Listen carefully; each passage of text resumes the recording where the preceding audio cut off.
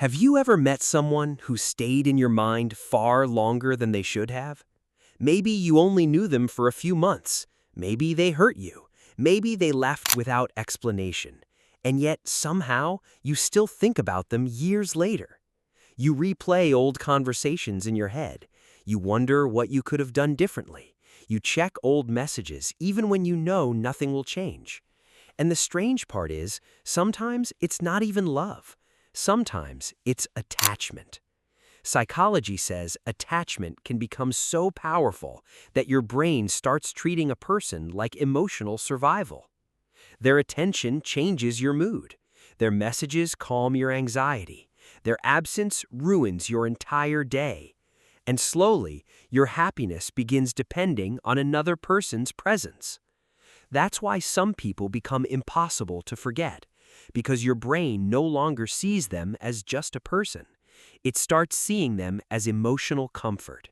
And once that happens, letting go doesn't feel like losing someone. It feels like losing a part of yourself. Here's something most people never realize. Your brain can actually become addicted to a person. Every time they text you, compliment you, give you attention, or make you feel chosen, your brain releases dopamine, the same chemical connected to pleasure and reward. That's why one message from them can instantly change your mood. Suddenly, your anxiety disappears. You feel important again, wanted again, happy again. And slowly, your brain begins craving that emotional reward repeatedly.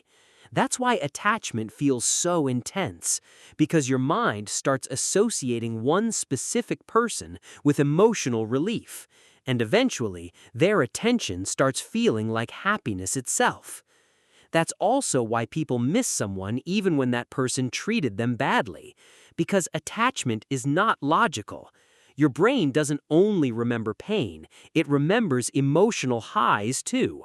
The late-night conversations, the affection, the moments you felt special, and your mind keeps chasing those memories, hoping to feel them one more time. Psychology shows something very strange. People often become more attached when attention is inconsistent. Not constant, inconsistent. Sometimes they give you love, sometimes distance, sometimes effort, sometimes silence. And strangely, that inconsistency makes attachment stronger, because your brain becomes trapped trying to predict their behavior. You start overanalyzing everything. Why are they acting different? Did I do something wrong? Are they losing feelings? And the less certainty you get, the more emotionally obsessed you become. It's similar to gambling psychology. Unpredictable rewards create stronger addictions. And that's why emotionally unavailable people often become impossible to forget. Your brain keeps chasing emotional certainty that never fully comes. Have you noticed how attached people often ignore obvious red flags? Their friends warn them, their family sees the problem. Deep down, even they see the problem, but they stay anyway. Why? Because attachment changes perception. When your brain fears losing someone, it starts protecting the emotional connection at all costs. You begin making excuses for behavior that hurts you. They're just stressed. They didn't mean it. They'll change. And slowly, you start betraying your own emotional needs just to keep someone close. Because the brain often chooses familiar pain over unfamiliar loneliness. A lot of attachment patterns actually begin in childhood. The way people received love growing up often shapes how they attach later in life. If someone grew up fearing abandonment, they may become anxious in relationships. If someone learned to hide emotions, they may struggle opening up emotionally later. And without realizing it, people repeat these patterns again and again. That's why some people panic when someone pulls away, while others become emotionally distant themselves. Psychology calls these attachment styles, and they quietly influence almost every relationship in your life. Not because you're weak, but because the brain learns emotional survival early. The stronger the attachment becomes, the louder your thoughts become too.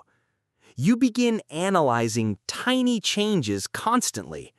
A delayed reply, a different tone, a shorter message. And suddenly, your brain starts creating stories. Are they bored of me? Did I ruin something? Are they losing feelings? Eventually, your emotional state becomes controlled by tiny interactions. That's why attachment often creates anxiety, because your peace starts depending on another person's behavior. And the scariest part? Most people don't even realize it's happening. They think they're just caring deeply, when actually, their brain has become emotionally dependent. Healing attachment doesn't happen overnight because your brain needs time to rebuild emotional safety without that person. But slowly, things begin changing.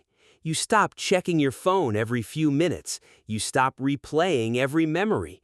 You stop blaming yourself for everything that happened.